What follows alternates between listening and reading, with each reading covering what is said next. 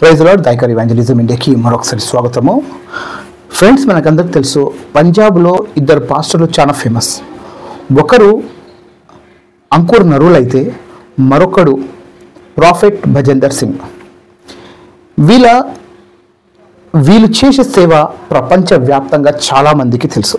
ఇప్పుడు జరిగిన ఒక సందర్భం ఏంటిది అని అంటే, ప్రాఫెట్ భజేందర్ సింగ్ గారి పైన ఒక అమ్మాయి, ఒక 22 నుంచి 24 ఇయర్స్ అమ్మాయి, ఆయన పైన సెక్షువల్ అసాల్ట్ ఆరోపణ వేయడం జరిగింది. The popular pastor who has been on the run, who was named in a sexual harassment case.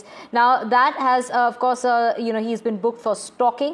A complaint was filed by a 22-year-old woman. Of course ఇది ఎంత నిజము ఎంత అబద్ధం ఇప్పుడైతే తెలియదు, ఎందుకంటే ఇది కేవలం ఎలిగేషన్ మాత్రమే, ప్రూఫ్ ఇంకా ఏం రాలేదు. దీంతో భజేందర్ సింగే మీడియాలో వచ్చి తన పైన జరుగుతున్న ఆరోపణ గురించి ఆయన మీడియాలో చెప్పడం జరిగింది.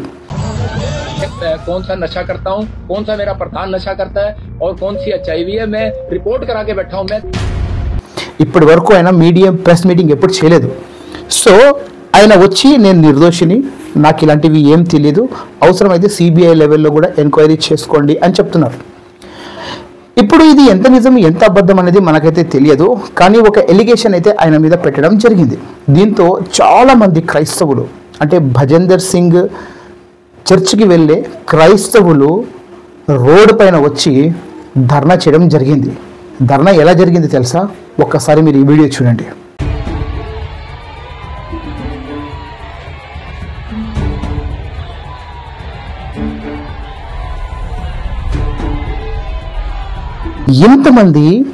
ఎంతమంది ఆయనకు సపోర్ట్ చేస్తూ ఆయన కొరకు వీళ్ళందరూ ముందుకు వచ్చారు అని అంటే, భజేందర్ సింగ్ వీళ్ళ గురించి ఎంత జాగ్రత్తగా ఎంత కేర్ తీసుకున్నాడో అనేది మీరు అర్థం చేసుకోవాలి. ఒక వ్యక్తి పాపులర్ అయిన తర్వాత అతని పైన ఎలిగేషన్స్ అనేది వేయడం జరుగుతుంది, అది కామన్. ఒకవేళ నిజంగా ఈ ఎలిగేషన్ అనేది ప్రూవ్ అయితే ఖచ్చితంగా క్రైస్తవ సమాజం దీనికి వ్యతిరేకిస్తుంది. ఒకవేళ కాకపోతే ఇదొక నరేటివ్ లేదా ఒక ప్రొపగాండా అయితే, పాపం ఆయన పైన జరిగిన ఏదైతే ఈ డిఫర్మేషన్స్ ఉందో, ఆయన పరువు పైన ఏ విధంగా అయితే ఈ కలంకం పెట్టాలని ట్రై చేస్తున్నారో, దేవుడు వాళ్ళను వదలడు. ఎవరైనా ఉండొచ్చు, భజేందర్ సింగ్ గారైనా ఉండొచ్చు, లేకపోతే ఆ అమ్మాయినా ఉండొచ్చు, ఎవరైనా ఉండొచ్చు. నేను దీంట్లో ఇద్దరు కరెక్ట్ అని చెప్తలేను, ఇద్దరు రాంగ్ అని చెప్తలేను. చట్టం ఉంది, 100% చట్టం తన పని తను చేసుకుంటూ పోతూ ఉంటుంది. ఇప్పుడు జరుగుతున్న సిచ్యువేషన్ ఏంటిదంటే, కొంతమందికి నార్త్లో ఏం జరుగుతుందో ఎగ్జాక్ట్గా తెలీదు, ఇన్ఫర్మేషన్ తెలీదు.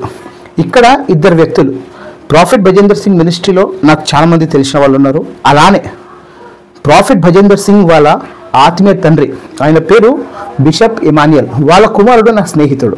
భజేందర్ సింగ్ గారు బిషప్ ఇమాన్యుయల్ పైన ఒక కేసు వేయడం జరిగింది. అలానే బిషప్ ఇమాన్యుయల్ గారు కూడా ప్రాఫెట్ భజేందర్ సింగ్ పైన కేసు వేయడం జరిగింది. అది ఇంటర్నల్ మ్యాటర్స్, వాళ్ళ మధ్యలో 1,00,000 ఉంటుంది. సో దీని గురించి మనకు క్లియర్ ఇన్ఫర్మేషన్ లేదు, కానీ ఇద్దరు దేవుని సేవలో ఉన్నారు.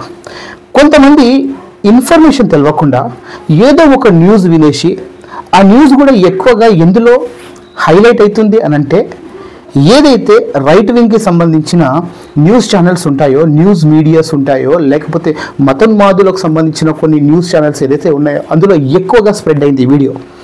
రీసెంట్గా తెలుగులో కూడా నేను ఒక వీడియో చూశాను.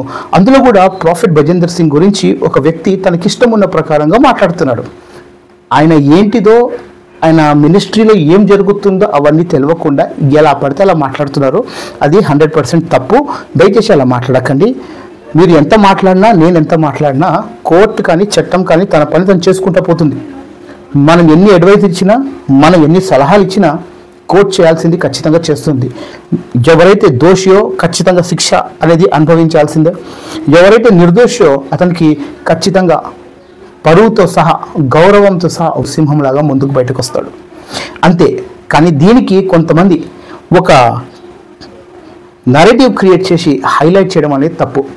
మీరేమంటారో ఫ్రెండ్స్, కామెంట్స్ ద్వారా మాకు తెలియజేయండి. God bless you all, have a great day. మనమందరము ప్రార్థన చేస్తూ పంజాబ్లో జరుగుతున్న సేవ ఇంకా పెరగాలని, ఇంకా దేవుని వైపు చాలామంది రావాలని మనమందరం ప్రార్థన చేద్దాం. God bless you all, have a great day.